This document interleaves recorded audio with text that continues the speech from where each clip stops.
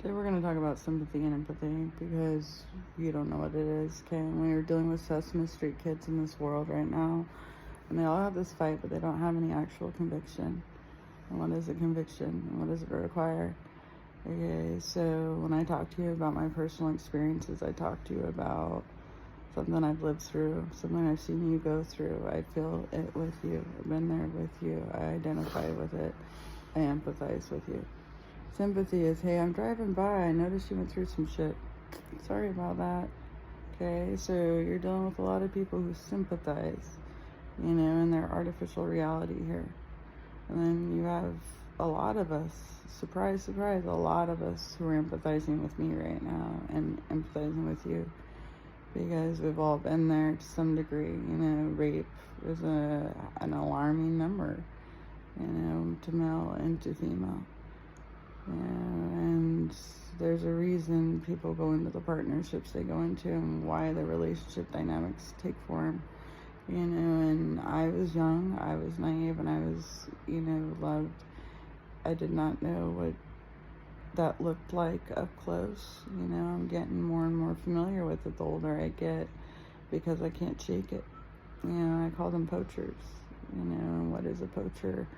A poacher is somebody in here infringing on your rights, okay? They're still in your voice. When you go to do the right thing, you stand up for yourself. When you have integrity, okay? When you don't want to be a victim and you say no to that pervert, and then they put you in a lockup cell for it, okay?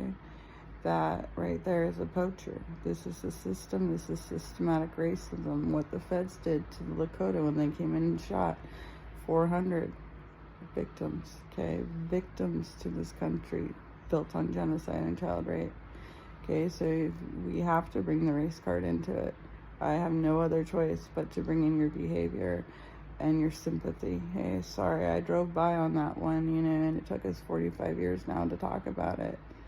And Trump's over there knocking on the door of disrespect, and he thinks he's funny being built on a child rape ring. Okay, and that's who this country voted for. That's how naive this country was. This is how much you prioritize business over the needs of women and children, and it shows in the stats. It shows in homelessness. It shows in welfare. It shows in learning disabilities. You want to talk about disabilities, Mike? Mike thinks you got a disability if you're a fucking pedophile. I think, well, there's no cure for you. You should be dead.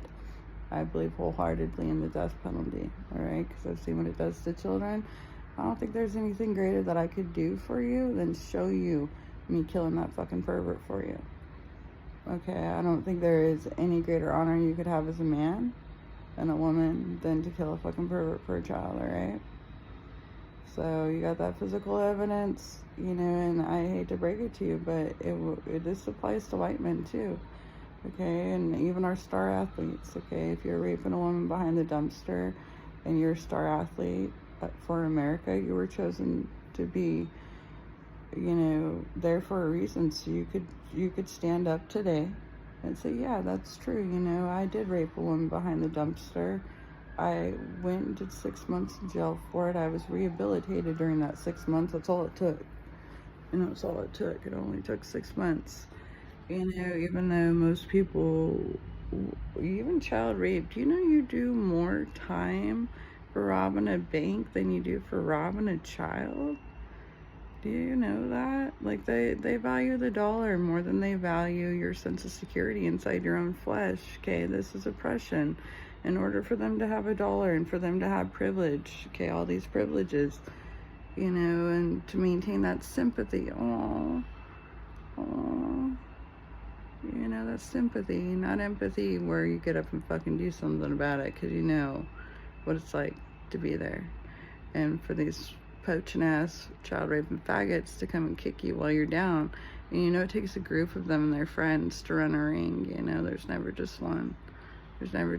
So I'm gonna happily disclose that. I was definitely involved in a ring at some point. Mike thinks I'm a hooker for it. A lot of people think I'm a hooker for it, and I don't know, when you get pulled in and you're fighting your whole life against it, and they're locking you up for standing up to a pervert at 13, You know, I think it's just so big and unbelievable that the system would actually do that to children, but I hate to break it to you, they've been doing it to Native Americans now for hundreds of years.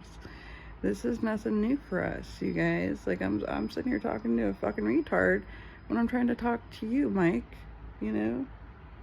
Like, that's white fragility. Welcome to America. That's what we're dealing with, okay?